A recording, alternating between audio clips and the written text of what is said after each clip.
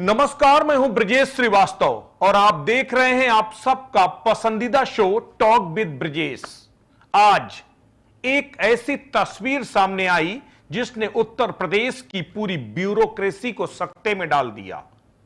आज एक ऐसी तस्वीर अलग एनसीआर में देखने को मिली जिसने सरकार को भी सोचने पर मजबूर कर दिया। सरकार बैकफुट पर नजर आने लगी और विपक्षियों के लिए सत्ताधारी दल के एक विधायक ने ही एक बैठे बिठाए एक बड़ा मुद्दा दे दिया। लेकिन दरअसल यह कहानी आपको जितनी सीधी नजर आ रही है उतनी सीधी है नहीं। अभी आपको पूरी कहानी समझाएंगे, पहले आपको दो बयान सुनाते हैं। उन दो बयानों को सुनिए और फिर आपको इस पूरी खबर पर चर्चा करेंगे कि इस खबर के मायने क्या हैं। तो सुनिए जरा ये बयान। एक तो अपने चेयरमैन को मेरी जानकारी में यह नहीं था कि यहां पर कोई धरना चल रहा है,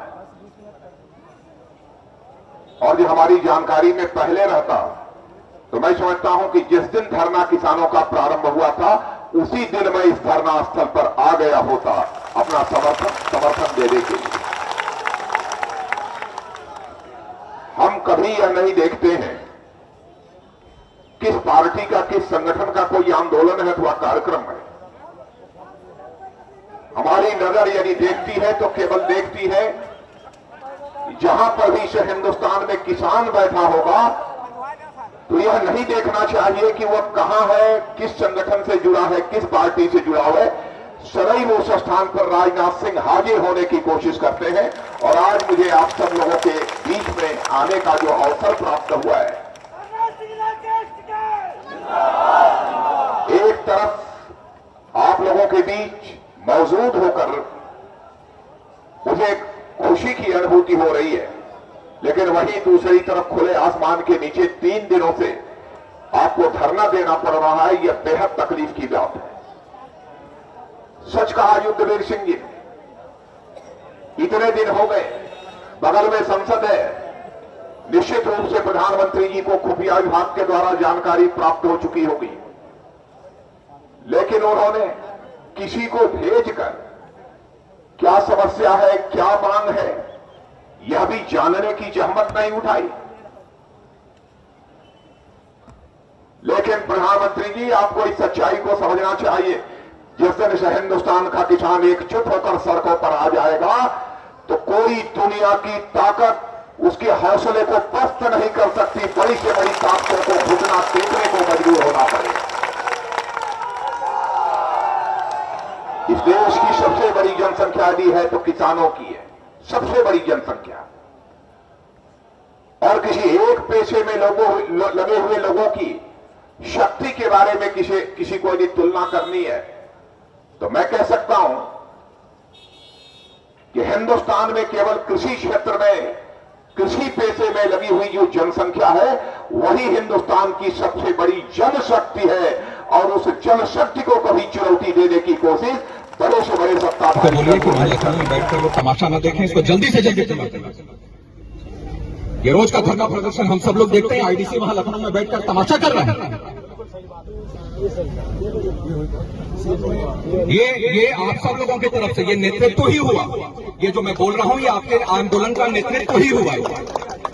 और मैं बोल रहा हूं, या आईडीसी को बोलिए कि ये बात का जवाब दे, वरना सबसे पहले चलकर मैं वहां पर बैठूंगा। अन्य मुद्दों के ऊपर भी अन्य मुद्दा जो है वो सब प्रमुख 15 के 15 मुद्दे वहां प्रमुख। यहां पर मैं धरना प्रदर्शन हम जनप्रतिनिधि झेलते हैं, वो लखनऊ में बैठकर तमाशा कर रहा है। इसमें साथ में ये तो आपने ये दो बयान देखे। ये दो बयान, एक राजनाथ सिंह का है जो इस वक्त रक्षा मंत्री हैं। ये राजनाथ सिंह का यह बयान 10 साल पुराना है, 2013 का है। और एक दूसरा बयान उनके बेटे पंकज सिंह का है जो आज का है। अब आप कहेंगे कि इन दोनों बयानों के सुनाने के पीछे हमारी मंशा क्या है। दरअसल 10 साल पहले किसानों के एक आंदोलन के बीच में राजनाथ सिंह पहुंचे थे, ठीक अपनी सरकार के आने से तुरंत पहले, यानी तब वो बतौर बीजेपी प्रेसिडेंट थे। और उस वक्त उन्होंने जिस तेवर के साथ, जिस तलखी के साथ किसानों का समर्थन किया था और कहा था कि सरकार किसी की भी हो, प्रधानमंत्री कोई भी हो, सरकार किसी भी तरीके से काम कर रही हो, लेकिन उसे किसानों के लिए संवेदनशील होना होगा। और मुझे कोई फर्क नहीं पड़ता जो किसानों के खिलाफ है वो मेरे खिलाफ है। ठीक उसी तरह का तेवर 10 साल बाद पंकज सिंह ने आज दिखाया है। उस वक्त जब नोएडा में किसानों का जो प्रदर्शन चल रहा था, किसान 15 सूत्री मांगों को लेकर के काफी दिनों से अथॉरिटी के बाहर धरने में बैठे हुए थे, और उसके बाद आज उन्होंने विधायक पंकज सिंह का आवास घेर लिया, नारेबाजी होने लगी। यह लगा कि पंकज सिंह शायद ही किसानों का सामना करेंगे, लेकिन तभी पंकज सिंह बाहर आए, और आने के बाद जो कुछ हुआ वो वाकई में अपने आप में एक नजीर बन गया। लोग कहने लगे बेटा तो अपने बाप से भी 4 कदम आगे निकल गया, अपनी ही सरकार को कटघरे में खड़ा कर दिया विधायक पंकज सिंह ने। और सबसे बड़ी बात यह है, उत्तर प्रदेश सरकार में नंबर 2 की पोजीशन पे जो सबसे बड़े ब्यूरोक्रेट्स हैं वो है आईआईडीसी मनोज कुमार। आईआईडीसी का पद चीफ सेक्रेटरी के बाद सबसे बड़ा पद होता है, और सबसे बड़ी बात यह है कि आईआईडीसी अगर मनोज सिंह की बात करें तो 18 महकमों का चार्ज उनके पास है। एपीसी का चार्ज है, आईआईडीसी का चार्ज है, यानी भारी भरकम महकमों के मालिक हैं आईआईडीसी मनोज सिंह। लेकिन जिस तरीके से सीधे तौर पर पंकज सिंह ने हमला बोला है, सीधे तौर पर कहा है कि यहां किसानों के विरोध का सामना हम कर रहे हैं, और वहां बैठ करके लखनऊ में बैठ करके ऐश कर रहे हैं, सीधे तौर पर यह हमला बहुत कुछ कहता है। यह तेवर बता रहे हैं कि आगे आने वाले समय में राजनीति किस तरफ जाने वाली है। सबसे बड़ी बात यह है कि अगर हम राजनाथ सिंह की बात करें तो राजनाथ सिंह भारतीय जनता पार्टी में एकमात्र अकेले ऐसे नेता हैं जो किसानों के तमाम नेताओं के, जो किसान अलग अलग संगठन हैं, उन नेताओं के खासे चहेते हैं, और आज भी राजनाथ सिंह की बात को वेटेज देते हैं वो तमाम किसान संगठन, वो फिर पंजाब का किसान संगठन हो, हरियाणा का हो, उत्तर प्रदेश का हो, कहीं का भी हो, कोई भी धड़ा हो, राजनाथ सिंह को मानता है। राजनाथ सिंह ने बतौर कृषि मंत्री कई ऐसे प्रयोग किए, कई ऐसे फैसले लिए जो किसानों के हितों में थे। इसके साथ ही राजनाथ सिंह की अपनी एक छवि रही है। राजनाथ सिंह अपनी ही सरकार में अधिकारियों को किसानों के मुद्दों को लेकर के जो है फटकारने से कभी बाज नहीं आए। एक बार नहीं, 10-10 बार उन्होंने अपने महकमे के जो डायरेक्टर थे, अपने महकमे के जो सेक्रेटरी थे, उन सब की लताड़ लगाई। कुछ उसी तरह का अंदाज पंकज सिंह में देखने को मिला, अपने पिता के नक्शे कदम पर चलते हुए नजर आए। और सबसे बड़ी बात यह है, अपने ही सरकार के खिलाफ बगावती हो गए पंकज सिंह। सीधे तौर पर कह दिया कि अगर 15 दिन के अंदर किसानों की समस्याओं का निराकरण नहीं होता है, आईआईडीसी किसानों की समस्याओं को नहीं सुनते हैं, तो मैं पहला शख्स होऊंगा जो धरने पर बैठूंगा। इतना ही नहीं, सीधे तौर पर कह दिया कि जो मेरा ऐलान है इसे ही इस आंदोलन का नेतृत्व समझा जाए, और किसानों के आंदोलन का नेतृत्व मैं करूंगा। ये ठीक उसी तरह का तेवर था जैसे 10 साल पहले राजनाथ सिंह का तेवर था। राजनाथ सिंह उत्तर प्रदेश में मुख्यमंत्री रहे, राजनाथ सिंह केंद्र में तमाम पदों पर मंत्री रहे, और वर्तमान में रक्षा मंत्री हैं। और उनकी जो अपनी स्टाइल है, वो बेबाक बोलते हैं, बेधड़क बोलते हैं, दबंगई के साथ अपनी बात कहते हैं, और स्ट्रेट फॉरवर्ड वो पूरी तरह से अपने बिहेवियर में है। कुछ उसी अंदाज में पंकज सिंह भी नजर आए, कुछ उसी तरह का अंदाज पंकज सिंह का भी नजर आने। और सबसे बड़ी बात यह है, अपनी ही सरकार के सबसे बड़े ब्यूरोक्रेट्स को कटघरे पर खड़ा कर दिया। कुल कटघरे पर नहीं खड़ा किया, लताड़ लगा दी, बैंड बजा दी, सही मायने में कहा जाए। जिस जिस तरह के संबोधन पंकज सिंह ने किए अपने ही सरकार के आईआईडीसी के लिए, वो अपने आप में बेहद अहम है। यह सवाल भी है कि क्या उत्तर प्रदेश की ब्यूरोक्रेसी जनप्रतिनिधियों की आंखों में भी धूल झोंकती है?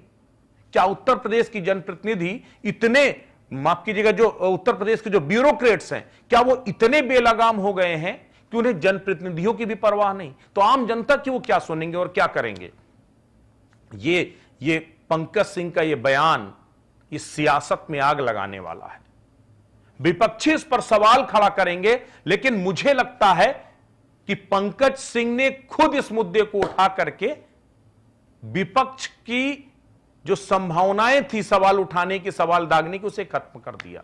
उसने तो खुद कह दिया कि ये अधिकारी बेलगाम हो चुके हैं, अधिकारी केवल मौज काट रहे हैं और यहां पर हम लोग जनता के बीच में, किसानों के बीच में रह रहे हैं।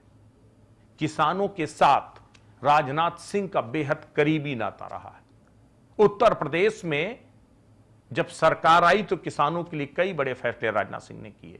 जब केंद्र में कृषि मंत्री बने तो उन्होंने कई फैसले लिए। अब उनके बेटे, कहा जा रहा, चूंकि उन्होंने दूसरी विधानसभा में दोबारा जो है सबसे बड़ी जीत, दूसरी सबसे बड़ी जीत हासिल की थी, लाखों वोटों से जीते थे। और उन लाखों वोटों में उन एनसीआर के, वो नोएडा के उन तमाम हजारों लाखों की तादाद में वो किसान परिवार हैं जिन्होंने पंकज सिंह को वोट देकर जिताया था। और आज किसानों के साथ खड़े होकर पंकज सिंह ने यह मैसेज दे दिया कि सरकार भले ही मेरी क्यों ना हो, अधिकारी भले ही मेरी सरकार के क्यों ना हो, लेकिन किसानों के खिलाफ होंगे, मैं उनके खिलाफ खड़ा हो जाऊंगा। अब इसको आप राजनीतिक लिहाज से कुछ भी सोचिए कि क्या पंकज सिंह ने कोई अपनी अलहदा राह अख्तियार की है? क्या पंकज सिंह अब बीजेपी से अलग कोई राह अख्तियार करने वाले हैं? क्या पंकज सिंह बीजेपी से बगावती हो गए हैं? लेकिन मुझे लगता नहीं, ये बीजेपी के लिए लॉयल्टी है, ये बताने की कोशिश है कि हमारी सरकार पूरी तरह से किसानों के लिए संवेदनशील है, हमारी पार्टी पूरी तरह से किसानों के लिए संवेदनशील है, और मैं खुद बतौर जनप्रतिनिधि, बतौर विधायक किसानों के साथ खड़ा हूं। और जो भी अधिकारी हमारी सरकार के नहीं सुनेंगे, नहीं करेंगे, उनको जो है रहने का हक नहीं है, और उनके खिलाफ उन्होंने बगावत का बिगुल फूंक दिया।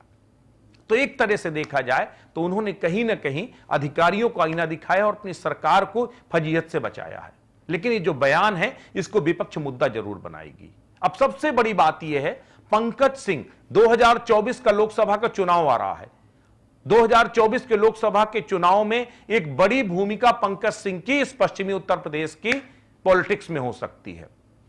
और ऐसे वक्त में जब आरएलडी की स्थिति डावाडोल है, जब पश्चिमी उत्तर प्रदेश में जो किसान हैं, खास करके जाट बाहुल क्षेत्र है इधर, और यहां पर जो किसानों में जाटों और गुर्जरों का जो एक बड़ा तबका है, उसे बीजेपी अपने पाले में ला रही है। ऐसे में किसानों का रहनुमा बनकर पंकज सिंह ने मैसेज दे दिया है कि सरकार किसानों के साथ खड़ी है। अब इसे 2024 की संभावनाओं के तौर पर भी देखा जा रहा है। कहा जा रहा है कि पंकज सिंह अब लोकसभा चुनाव के लिए अपनी संभावनाएं देख रहे हैं। वो लोकसभा लड़ना चाहते हैं, वो केंद्र की सियासत करना चाहते हैं, और इसलिए उन्होंने कहीं ना कहीं इसके जरिए एक बड़ा मैसेज दिया है।